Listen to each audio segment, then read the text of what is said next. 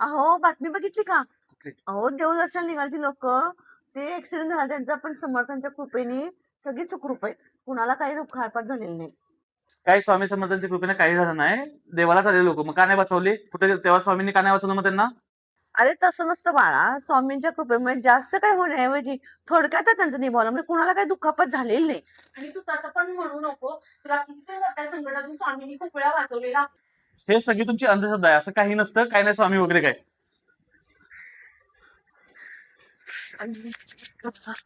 हे लागलं मार्केट, काय काय तुमच्या स्वामींनी? बघ ती फळी डोक्यात पडण्यापासून वाचवलं तुला स्वामींनी. हो हो बरोबर आहे, स्वामी माझ्या पाठीशी आहेत.